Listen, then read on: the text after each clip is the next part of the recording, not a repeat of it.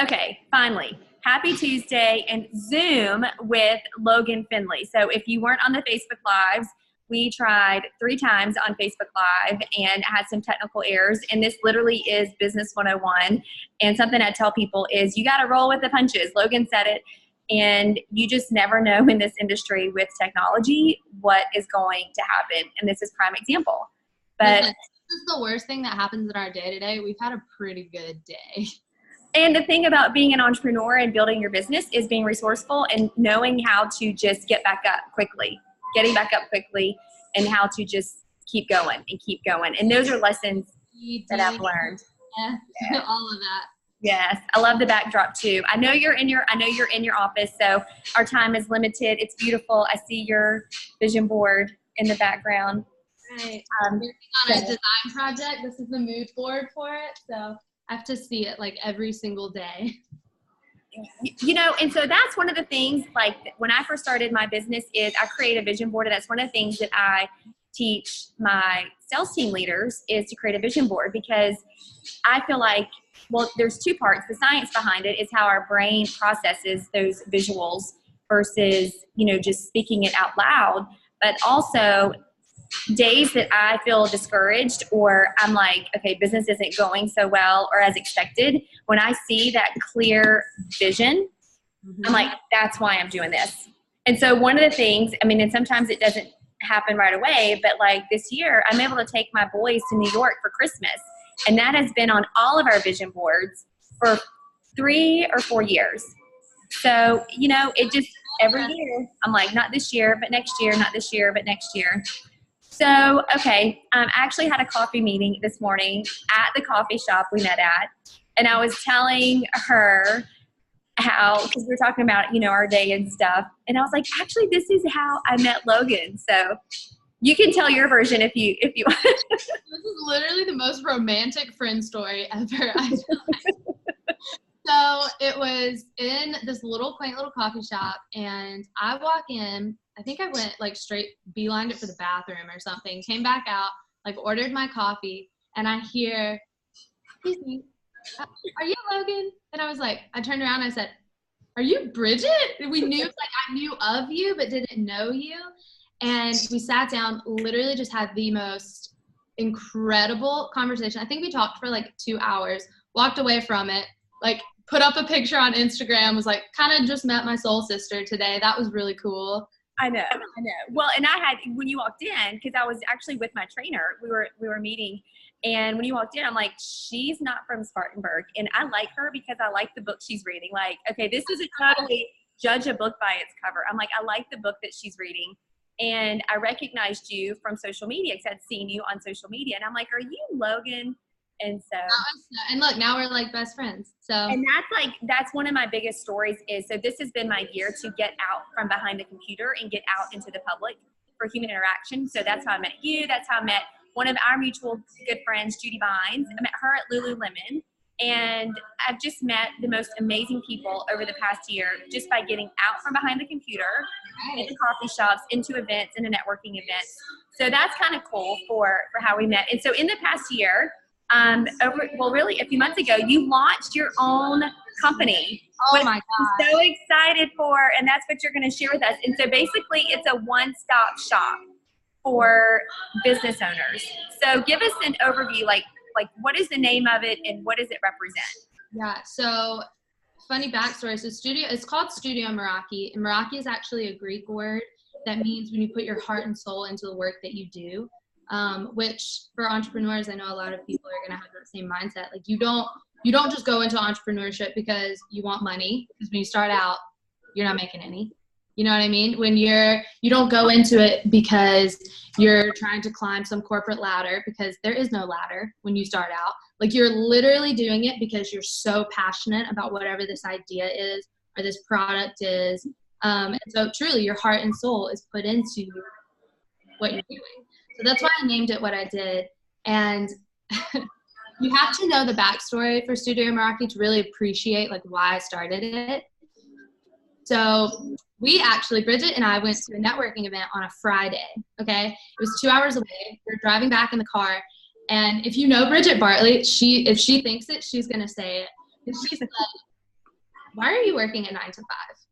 You know you need to start something. You know you need to have your own business one day. And it just like really got like the wheels in my head turning. I'm like, you're right. Like I need to just do it. So that Saturday, my boyfriend Jeremy is watching football. I had headphones in, a computer, built a website, bought the LLC, got the EIN number, like I'm making it legal, I'm figuring it all out. That Monday, okay, I had my first client. And now just 4 months later, I'm at the point to where starting in January, this is really going to be something that, I mean, pulls in my rent money, my grocery money. You know what I mean? This is something that has built in 4 months. That's amazing. Well, and I'm one of those people, like I will bring out the best. And you were one person I knew from the beginning that you have so much inside to share with the world. And still, I will still tell you this every time we see each other, because, and I know social media, we have, you know, some people have like a love-hate with social media, but like you are an example. You have so much wisdom to share with the world that to put it out there. And for you, I feel like where this business is channeling in for you, number one, it gets you into what you're passionate about with your travel and with your family, your future family and everything. But also you're allowing other businesses to channel who they are. And Right. so, I mean, the way I see it, like from a visual, is like you're creating that ripple effect. Well, the thing was, design has always been I love it. Like, I absolutely love design. That has always been my cornerstone for things. So, like, even as a kid, having design books where you're designing clothes for Barbies or whatever it may be. In college, it was my art classes that I always loved. And so I found myself in a job that marketing is very creative. It's very creative, and I love it. But there's definitely a glass ceiling when it comes to that. And so for Studio Meraki, it really is. I wanted to make it something that people could go to. One, and it was financially achievable. If you're launching a business, especially when I was launching my business, I didn't have $5,000 to write off for a website. And unfortunately, you need a website. You need a really nice website. I don't have $800, $900 to fork out for a photo shoot to get high quality images to use on my social media, to use for marketing and promotions. And, you know, I certainly didn't have the money to fork out things for an Instagram manager or someone who was going to walk me through how to do branding, or anyone that was going to walk me through even the financial side and like the legal side of starting your own business. And so I wanted this to be the place for, if you're in college and you have an idea, listen, you deserve to have that idea out regardless of how much money you can fork out. Or if you're 30, 40, 50, 60 and you have an idea, it deserves to be heard. Like, you have the right to see it succeed or to say, you know what, it didn't work. Exactly. Money should not be the obstacle for that. And so that's kind of why Studio Meraki is what it is, and why Studio Meraki has all of the different moving parts in it. And that's so well said. One of the guys that I follow, Gary Vaynerchuk, and he talks about that is, you know, ideas are, I mean, you know, put those ideas out there, because another thing that, you know, I've heard him say is failure way to success. I mean, there are a lot of things that I have done that I have failed at, but it has allowed me a stepping stone to get to something that does work and that's bigger and better. And I know that, you know, in the short amount of time that you've done this, you've maybe come across some stumbling blocks, and it always propels you into something bigger. So tell me a little bit about like what you offer with Studio Meraki. Right. So like I said, it's really supposed to be designed as a one-stop shop for everything your business is from a design standpoint. So a website is crucial. It's vital to have in your business. It doesn't have to be your leading sales avenue. It doesn't have to be where you pull in your customers or even your emails. It needs to be, right? It needs to be there. It legitimizes your company. It makes you look like, well, one, it communicates. If you invest money towards this vision, it's going to communicate that other people should invest money towards it. So I design websites. I do Instagram management. So a lot of marketing for entrepreneurs is through their social media. And because Instagram is very visually based, aesthetic is important. Like the grid of your Instagram people look at that before they read your first comment, right? Before they read your first caption, arguably before they read your bio. So I have a team of social media managers that I've matched with clients so they can take on that personality, so they can implement what your ideas are, and they can portray that in a creative way, but also in a way that's going to lead to sales for you and your business. I do office interior design. I mean, I'm trying to do it all, right? Because for me, it's super important, and you can't really see it. I've got plants everywhere. I've got photos everywhere. I've got a tea station. I mean, it is like my sanctuary, right? Because you spend the majority of your week in your office. And so that was something that I wanted to implement. Business cards, branding. We do photo sessions for people so they can get those high resolution images.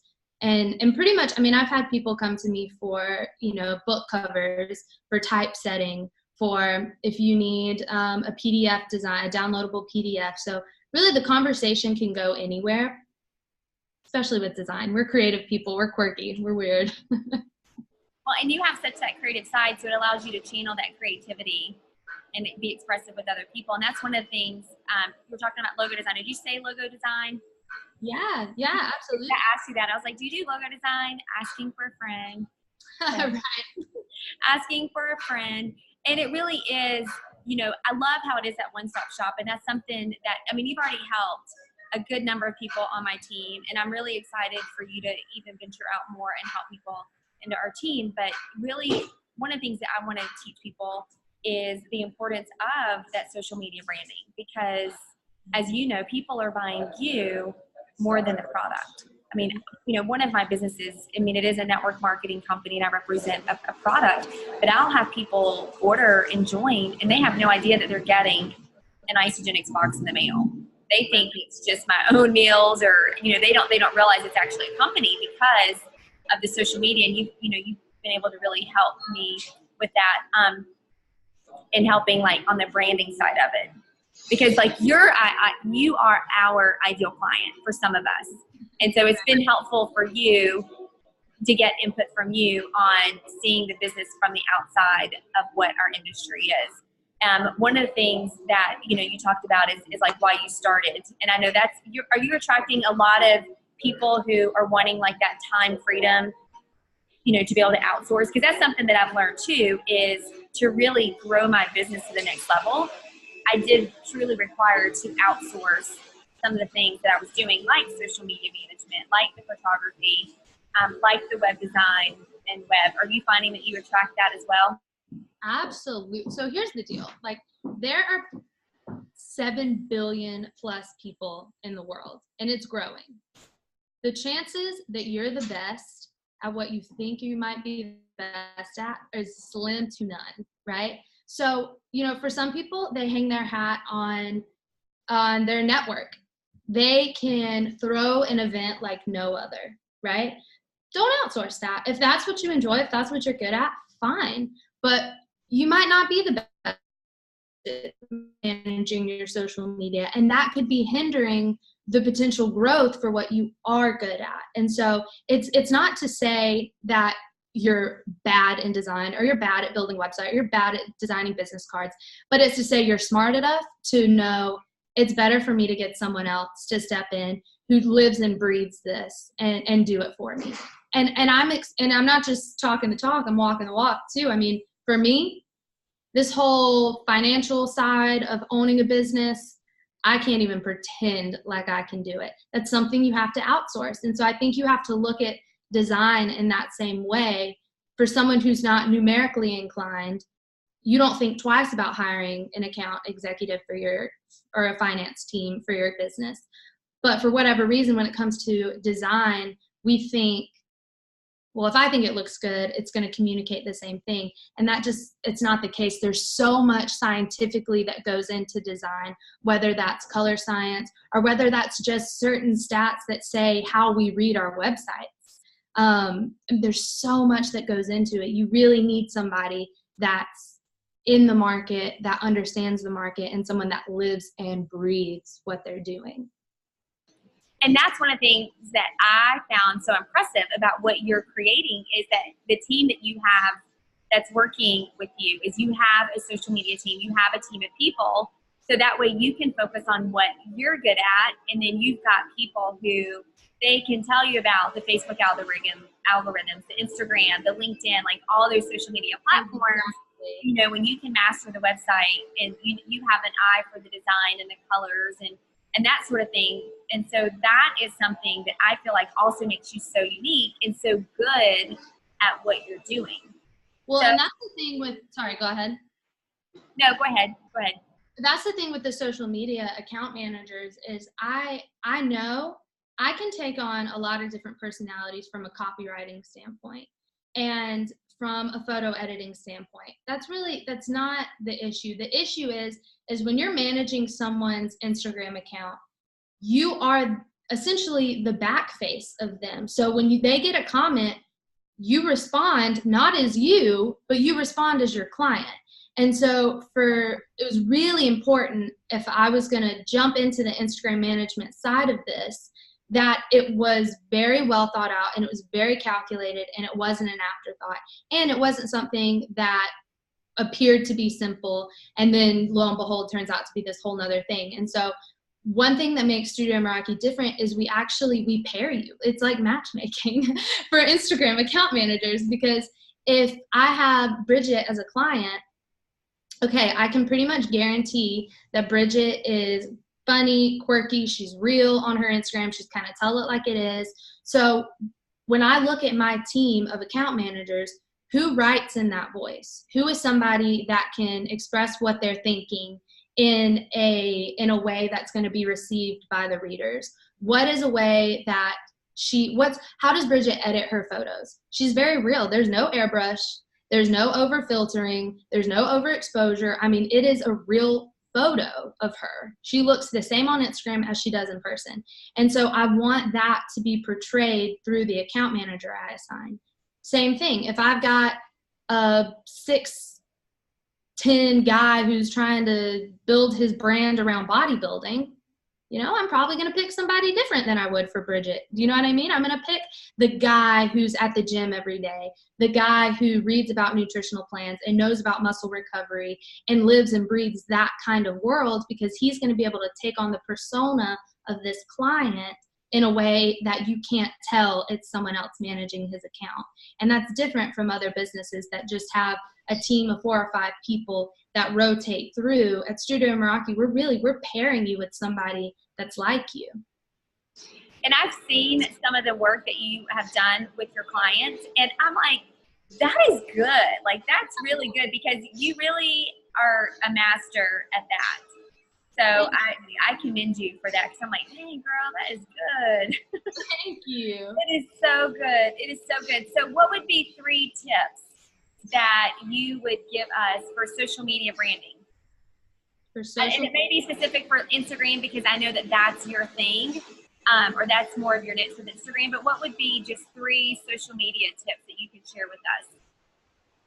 3 that you could do today. One is I definitely think you need to have your website in your link. I think it's crucial, honestly. If you're going to move up in the bracket of entrepreneur, it legitimizes you. It shows the commitment that you have. It's like I said, your website doesn't have to be the place where your leading sales happen. It doesn't have to be the place that you've got 1,000 visitors per week coming to. It just needs to be there. You need to have it in order to show the commitment that you've built around what you're proposing to other people. So a link in your bio is a definite, in my opinion.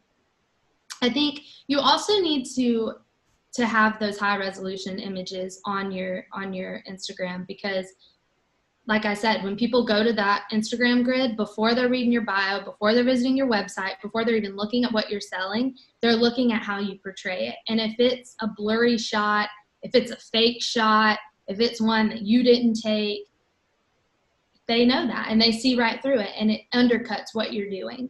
And then you got to have consistent branding. That is like my pet peeve on Instagram.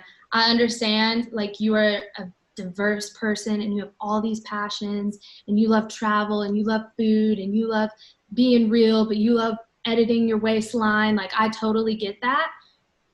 But you can't be everything on Instagram. You need to be the place for, so I'll use Bridget as an example because you're on the call. But if I'm having a day where I spilt tea on my pants and I got in a car wreck on the way to work and I get there and paperwork's piled up to here on my desk and I just need a breather. I need someone to say, life is not perfect. These days happen. Guess whose Instagram I'm going to? I'm going to Bridget's, where she got hit in the face with an AR-15 and had blood running down her forehead. Like, I'm going to the Instagram where, yes, there are the highlight reels and there are the moments where you're thinking, wow, she's with her kids in New York, or wow, she's getting to travel or go to this event or wear a designer gown. But at the same time, I'm also looking and seeing, but she has days like I'm having too. She's got days where things just go wrong. And that's okay, because look, now she has this day where things are going right. And so that consistent branding is what creates people in your corner, not just fans, not just clients, but people who are raving about you, people who are going to tell their friends, you need to look at this girl because she's got it going on, but she's also not afraid to say she doesn't. And that's through the consistent branding that you do on your social media, because I think you do a good job of that. Oh, the vacuum. That's okay. I'm like, that was perfect because you timed it to talks, because that way it didn't have to come on. But that is so true. And that's one of the things, and thank you for the compliment on that, because I actually do, whereas some people have intentions of having like the perfect Instagram grid, and I see them editing their photos and they're changing their waistline and their complexion. And literally I will see these people out and they will be, some of them are even teammates, and I don't even recognize them because they look that altered and that different. And I will intentionally put myself out there without makeup, like blood on the forehead, like hair sticking up, baseball hat, hoodie, but then there's days where, I may be in a cashmere sweater. I mean, it's just, Exactly. It's I feel like that's what makes business people relatable, because Right. it's not a perfect world. And that's what I know that makes you relatable. We were talking about this at Supper Club Thursday night, where it was like, oh, I'm having this great trip in Europe and everything's just so perfect. But then the next screen was, oh, but wait, I fell down the stairs, I did this, I did that. And it was just Also, like, on the train in Rome, we did this. So, I mean, real. And that's what I tell people, like even with social media, and one of the social media branding tips, just to kind of add on to yours, is I give people that perception of it's a reality show. I know people don't like to think of it that way, but really your social media is a reality show. They want to see what you're doing each day, like if you're traveling, where you're going, what you're doing, and it's entertainment. That's just where our world is right now. But so I want to talk really quickly about a website, because a lot of people don't understand the importance of having a website when they're starting a business. And I know for me, when I first meet someone, one of the first things I do is I Google them and I look at their website and I ask for a website, because I want to know, like, are they legit? Are they serious about their business? What other businesses do they have? But what is your take on the importance of having a website as an entrepreneur? So I use this example to kind of paint the picture of how important a website is. If you were to walk into a networking event, and these are high rollers, these are CEOs of, like, we're talking Fortune 500 companies, like Forbes cover people, right? These are people you want to be in with. And they said, Bridget, I'm really impressed by you. Like, I would love to get your contact information. May I have your business card? And you can't pull out a business card? Done. I'm not saying you're disqualified from it, but I'm saying you have stepped down. It doesn't matter how well you present yourself, how well you sell your product. If you are at a networking event and can't hand someone a business card, you're automatically dropped down. Same with a website. Your website, you need to think of as your virtual business card. Sure, you can have one, you cannot have one, and you might still have some sales, but it is at this level. The second you elevate yourself to have that website like, and I keep using this word over and over, to legitimize what you're doing, it is like next level. And I'm not saying that you have to focus on SEO and Google AdWords, and like, I'm not saying dive into the rabbit hole. I'm just saying that this is the world we live in. It's the same with, if you said, oh, I'm going to try and find you on Facebook, and someone's like, oh, I don't have a Facebook. It's what? You don't have Facebook? You don't have a website? You don't have a business card? It's that thing that people just assume you have. And then in the same breath, it also, if I'm trying, so we'll use Isogenics, for example, because I know that's one of the businesses you have. If I'm trying to talk about e-shots with you, and I'm saying, yeah, I want to get on these shakes, and I'm wanting the e-shots, I'm wanting this, I'm wanting that, and you then say, okay, yeah, well, let me send you to this website that I have. All of a sudden, in my mind, you've invested money towards this vision that you have, because websites aren't free. You invested towards this vision, which then in turn encourages me to make that investment towards that product that's a part of that vision for you. Does that make sense? Absolutely makes sense. It absolutely does. Websites have been something that has really helped me personally in my business. And I don't know a thing about websites, but it's one of those where, okay, for a small amount of money, I can lock in the domain name and create it. And a lot of people have asked me about my website, and I built it, but yet you have come in and you did a lot of editing to it. And like, even the girl I talked to yesterday, I referred her back to you because I'm like, girl can do your website. I mean, I'm not a website coach. So you definitely have fine-tuned mine and really helped me. Okay, so just to wrap it up, how can people get in touch with you to work with you? I mean, it's anything. If you thought my Instagram handle LO_Finley, FINLEY. If you've got Bridget's number, you can text Bridget. She'll send you my contact information. I'm not weird about that. You can send me an email at writemeraki, WRITEMERAKI @gmail.com. Or you can go to my website, www.studiomerakionline.com. Very versatile. You can reach out to me in a lot of different ways. Yeah. Information's out there too much. Yeah, and on LinkedIn, you have a presence. You're on LinkedIn. I know you're on Facebook, but your focus is more Instagram. But if people are, I have a lot of people on LinkedIn that are not on Facebook, and then Facebook that are not on LinkedIn. But I think everybody pretty much has an Instagram. And right. You have a really fun Instagram account. So is there anything that you want to share in wrapping up, like anything last minute that we didn't?